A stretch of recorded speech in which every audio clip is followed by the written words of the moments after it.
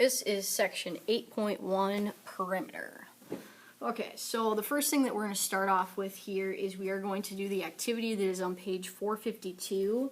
So it's kind of got a map, and we're supposed to figure out some different things based on some directions from that map. So I've got a copy of the map here, and it kind of lists off the directions here. So basically we've got this guy lives on Manhattan, which I believe is an island, maybe, in New York. But anyway, so every morning he goes on a jog, and then on Manhattan, the streets are 1/20th of a mile apart, and the avenues are 1/5 of a mile apart. So maybe we'll write that here. So the streets are 1/20th of a mile, 1/20th of a mile, and the avenues are 1/5 of a mile. Okay. And what else we got here? We got the major believes he jogs at about a 10-minute per mile pace. One morning, the major started his jog at 8th Avenue and 14th Street and then recorded the route he took. Okay, so he's starting at 8th and 14th. So 14th is right here and 8th is right here, so it must be right on that X. And then it says the next thing he does is he started at 8th Avenue and 14th, which I just marked, and he's going to continue on 14th to 6th. So he's going to keep going on 14th here over to 6th. So 10th is here, so we must have to go this way. So probably 2 blocks is usually how they go. So yep, so 6th Ave is over there. So 2 blocks over to 6th. And then from there, he's going to go on from 6th Ave to 23rd Street. So before we were at, where were we at before? 14th Street. So 23rd, we're going to go up here to 23rd, just right there. And then from there, we are going to 2nd Ave. So 2nd Ave, we've got to go to the right further. So we were at 6th. So we'll assume we've got to go 1, 2, 3,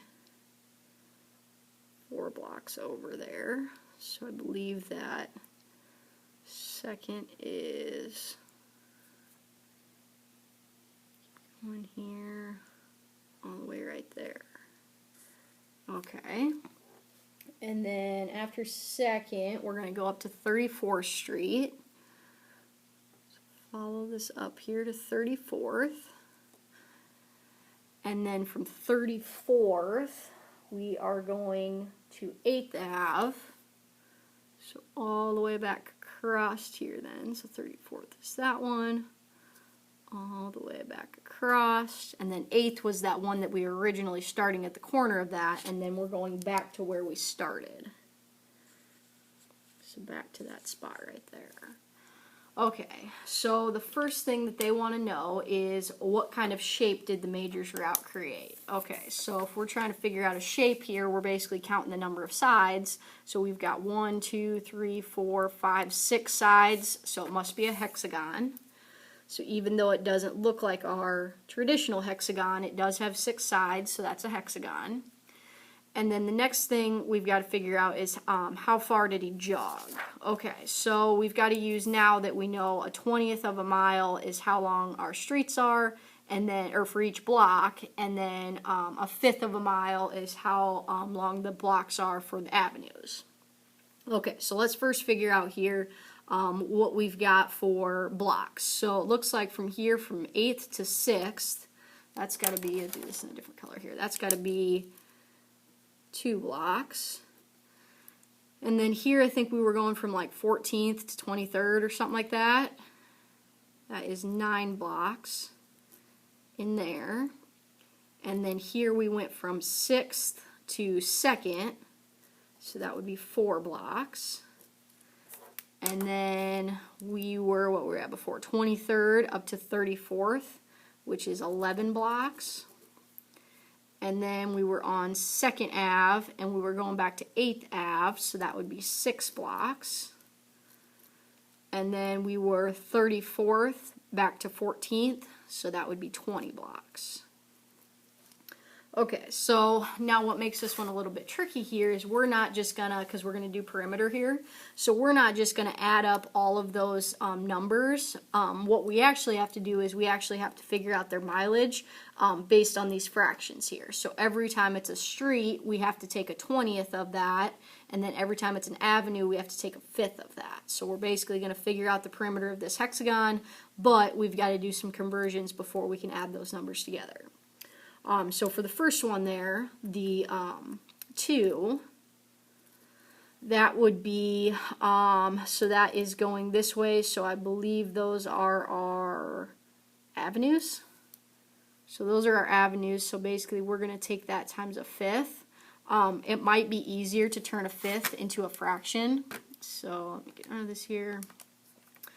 So to turn a 5th into a fraction, just do 1 divided by 5, which is 0.2. So really maybe we just do 2 times 0.2, which would be 0.4.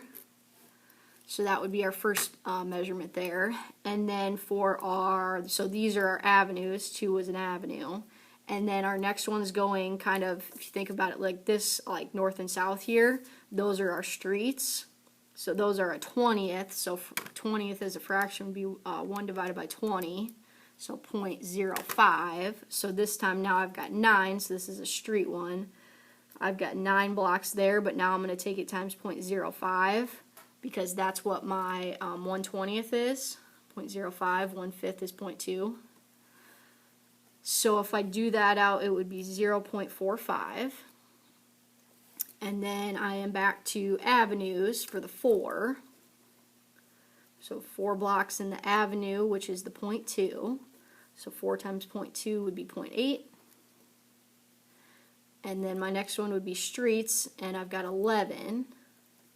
So 11 times 0.05 for our avenues, or for our streets. So that would be 0.55. And then we've got an avenue again going back this way, and that would be 6 blocks. So our avenue is going to be the 0.2. So that would be 1.2. And then the last one there would be a streets one, and we've got 20. So it would be 20 times 0.05, which comes out to be 1. Okay, so then all of these measurements here are now in our miles. So then what we can do is we can just add all of these values together here to see what our total mileage is for perimeter, which would come out to be 4.4 miles. So that would be the answer to our second question here. How far did he jog? 4.4 miles. And then the last thing it asks is, it says, if it took him 40 minutes, did he run faster or slower than a 10-minute mile? Okay, well, 40 minutes divided by a 10-minute mile, that means I can get 4 miles in going that pace, but I actually got in more than 4 miles because I got 4.4 miles, so he's actually going faster. Because a 40 minutes at a 10-minute pace would mean he's getting 4 miles in total, but he actually got further than that, so he must be going faster than a 10-minute mile time. Okay, so next thing we've got here is definition of perimeter. So perimeter is probably something that's pretty familiar to you guys. So the definition's on page 453. So it says the perimeter of a polygon is the sum of the lengths of the sides, which is basically what we just kind of showed in that last problem. We found the perimeter of this hexagon by adding all of those outside numbers together after we did our conversion to turn it into miles, but same thing, we just added all the outside pieces together. Okay, so for this example, they want us to write a formula for the perimeter of each of the following shapes. Okay, so a square with side length m. So if I drew a square, and one of my side lengths is m, what that means, since square all the sides are the same, it means all of those sides there are m. Okay, so if I'm doing perimeter, I would just add m, m, m, and m. Well, that's 4 of them, so my perimeter must be 4m. Okay. Next one here, we are figuring out perimeter of a rectangle with adjacent side lengths of r and q. Okay, so if I draw this out here, and one side is R, and the other side is Q. Well, I know with rectangles, my opposite sides are the same, so if this is R, that's got to be R. Top side's Q. Bottom side has to be Q. So to get perimeter there, I would just add those all together. Well, I've got 2 of the R's, so that would be 2R plus 2 of the Q's. And I can't go any further than that because I don't know that R and Q are the same, so it just stays as that for my perimeter. So 2R plus 2Q. Next one we've got is a regular octagon with side length of R. So if I've got a regular octagon here, something like that, octagons have 8 sides, and one of my side lengths is R, and it's regular, that means all of those side lengths are R there, so I could write it out a bunch of times, but I know there's going to be 8 of them, so that would be 8R. Now this last one's kind of tricky here because it says a regular M-gon with side length T. Well, what you can do is if you know it's regular, you can take your side lengths, so like in this case R times the number of sides you've got, and then that would be your perimeter. So in this case our number of sides is M, and our length of our sides is T, so all you have to do is multiply those together. So just like this here, it's like the 8 was the M and the R was the T. So we just take M times T, and that is our perimeter for that. Okay, next one here. So in a kite, the ratio of the length of 2 sides is 3 to 5. If the perimeter of the kite is 48 centimeters, what are the lengths of the sides? Okay, so we know with kites, they basically have back-to-back sides that are the same length. So if our ratio of our sides is 3 to 5, what I would do is I would think of like this side here is 3 and this side is 3 because those have got to be the same, and then make both of those ones 5. Now the part that gets a little bit tricky here is if I add 3, 3, 5, and 5 together, I don't necessarily get 48. So what I want to think instead here is say I put a variable with those. What I can do is I can go, okay, well if I add all those sides together, they've got to equal 48. So if I did 3x plus 3x plus 5x plus 5x, that'll equal 48. Then if I can find what that x is and plug it back in there, then I can calculate out what these different sides will be, and then this side will be, 3/5 the size of this one, or not really 3/5, but 3 to 5 comparison. So let me show you here, and then we can kind of look at the numbers. So if I add together 3, 3, 5, and 5, that should be 16. X is equal to 48. And then to get the x by itself, divide by 16 on each side. So x will come out to be 3. Now what I can do here is I can plug in the 3 for those x's there and go, okay, if I've got 3 times 3, that's got to be 9. 5 times 3, that's 15. So this side will be 9. This side will be 15, 9, and 15 again. That should add up to 48 because that would be 18, that would be 30. 18 and 30 together is 48, so that works out. And then to compare it, this 3 to 5 or 3 out of 5 is kind of like 3/5 as a fraction. So if I've got 3/5 and I'm comparing that to 9/15, basically all I'm doing there is I'm taking both of those values times 3 to get that fraction. So this ratio is the same exact thing as this ratio. So our different side lengths there would be 9, 9, 15, and 15.